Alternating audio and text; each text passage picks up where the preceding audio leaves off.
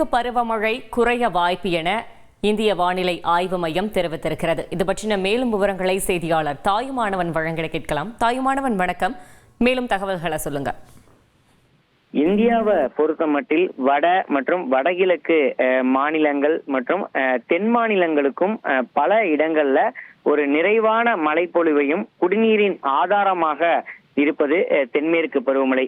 இந்த ஆண்டு தென்மேற்கு பருவமழை என்பது குறிப்பாக ஏப்ரல் மாதத்துல தற்போது அந்த தென்மேற்கு பருவமழை குறித்தான ஆய்வு அறிக்கை என்பது வானிலை ஆய்வு மையத்தின் சார்பில் வெளியிடப்பட்டிருக்கிறது.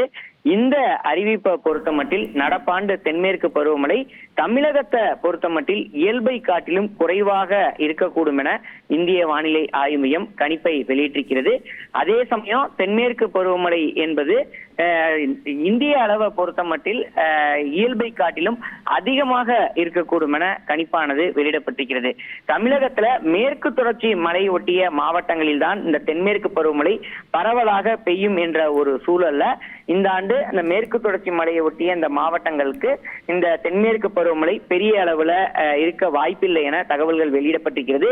அந்த வகையில தமிழகத்திற்கு இயல்பை காட்டிலும் குறைவான அளவே மழைப்பொழிவு இருக்க வாய்ப்பு இருப்பதாக தகவல் என்பது வெளியிடப்பட்டிருக்கிறது.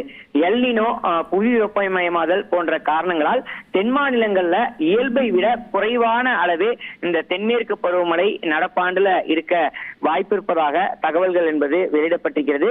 ஜூன் மாதம் முதல் இந்த தென்மேற்கு பருவமழை துவங்க வாய்ப்பு இருப்பதாகவும் அடுத்த ஜூன் மாதம் முதல் 3 மாதங்களுக்கு இந்த தென்மேற்கு பருவமழை சாத்தியக்கூறுகள் இருப்பதாக தகவல்கள் என்பது வெளியிடப்பட்டிருக்கிறது.